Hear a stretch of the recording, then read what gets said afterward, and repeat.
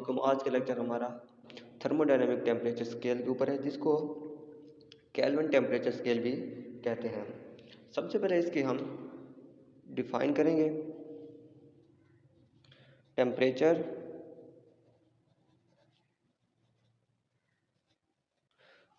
Scale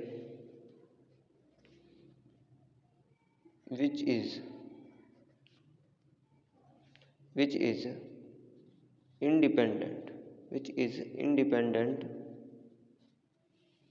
of properties of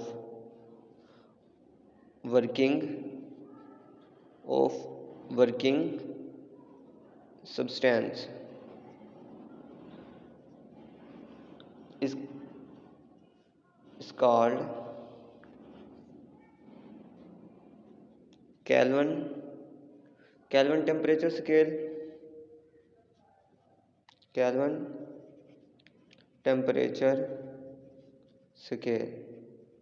और thermodynamic temperature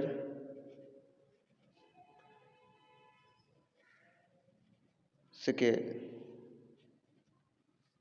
इसको kelvin temperature scale भी कहते हैं और थर्मोडायनामिक टेम्परेचर स्केल भी कहते हैं। इसमें हमारे पास Q1 जो है वो ग्रेटर होगा Q2 से और Q2 जो है वो ग्रेटर होगा Q3 से। It is based on Carnot engine.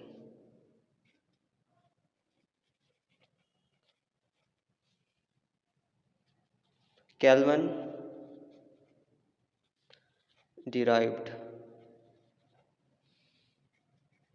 thermodynamic temperature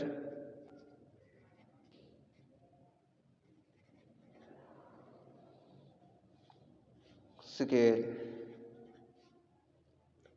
by using Carnot engine।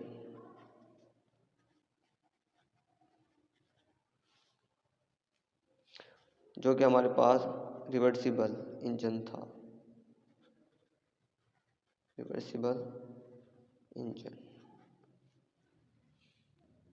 ये हमारे पास इसका डायग्राम है, जिसमें हमारे पास 3 रेजरवायर हैं और 3 इंजन हैं। फर्स्ट रेजरवायर में हमारे पास Q1 हीट है।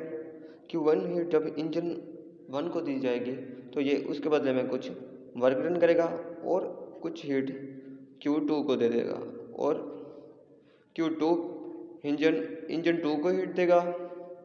उसके बदले में इंजन 2 कुछ वर्क करेगा और Q3 को हीट दे देगा।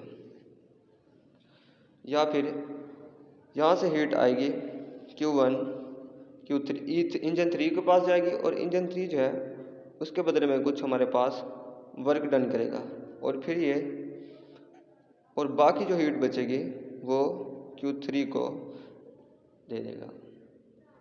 अब इसकी एफिशिएंसी क्या है और ये वर्क कैसे करते हैं? एफिशिएंसी हमारे पास होती है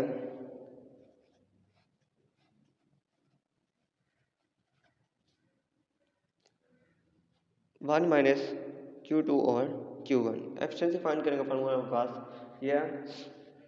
ये हमारे पास 1 माइनस Q2 और Q1 इज इक्वल टू होता है 5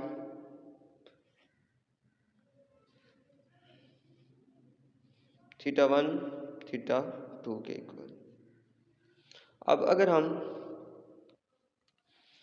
5 वाली वैल्यू को इस साइड पे ले आए, ये माइनस की हो जाएगी θ1 θ2 और इस वाली वैल्यू को इस साइड पे ले जाएंगे तो जो है प्लस की हो जाएगी Q2 और Q1 हो जाएगी। अगर हम यहाँ पे इसको Q1 को ऊपर ले जाएं और Q2 को नीचे रहने दें तो ये भी यहाँ से उलट जाएंगे, θ1 θ2 हो जाएगा। ये हमें पता है किसके इक्वल होती है, Q1 और Q2 इज इक्वल टू, इसकी वैल्यू हमें पता है ये होता है फंक्शन θ2 θ1। नाउ फॉर इंजन 1 2 3, अब हमने इंजन 1 2 और 3 के लिए Q1 और Q2 की हमने वैल्यू देखनी है। Q1 और Q2 is equal to F θ1 θ2 है। ये हमारे पास इक्वेशन 1 है। Q2 और Q3 is equal to F θ2 θ3 है, जो कि इक्वेशन 2 है। Q1 और Q3 इज इक्वल टू θ1 θ3 की इक्वल है, ये हमारे पास इक्वेशन 3 है। नाउ Q1 और Q2 इज इक्वल टू हम जानते हैं F θ1 θ2 की इक्वल है। ये हमारे पास इक्वेशन ए है। अब हम जानते हैं कि F θ1 θ2 is equal to Q1 over Q3 Q2 over Q3 के इक्वल। अब हमने क्या करना है, इसी को पुट कर देना है, पुट इन इक्वेशन ए के अंदर। इक्वेशन ए के अंदर जब हम इसको पुट करेंगे Q1 over Q2 is equal to आ जाएगा हमारे पास Q1 over Q3 over Q2 over Q3 के इक्वल आ जाएगा। अब हम जानते हैं कि Q1 ओवर Q3 जो है वो हमारे पास होता है इक्वल F θ1 θ3 के इक्वल, और जो हमारे पास Q2 और Q3 है वो होता है θ2 और θ3 के इक्वल। अब हमारे पास Q1 over Q2 is equal to आ जाएगा F θ1 θ3 F θ2 θ3। अब F θ1 और θ3 की जो हमारे पास वैल्यू है वो होती है साई θ2 ओवर साई θ3 ओवर, इसकी हमारे पास वैल्यू होगी साई θ2 ओवर साई, यहाँ पे हमारे पास θ1 है, साई θ3 और θ3 हमारे पास यहाँ पे कैंसल आउट हो जाएंगे।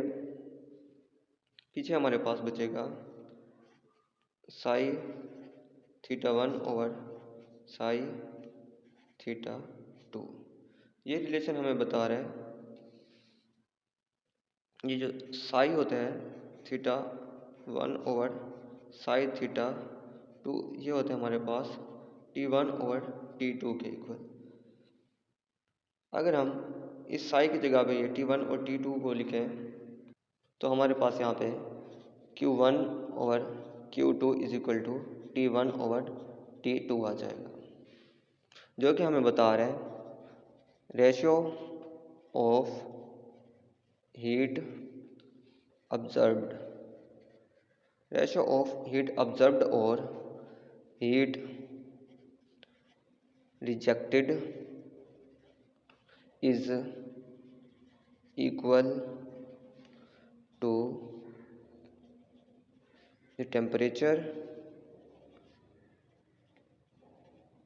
ऑफ सोर्स एंड सिंक, जो कि हमें बता रहे रेशियो ऑफ हीट ऑब्जर्व्ड और heat reject is equal to the temperature of source and sinks. आज के लिए इतना ही, मिलते हैं नेक्स्ट वीडियो में, तब तक के लिए अल्लाह हाफिज़।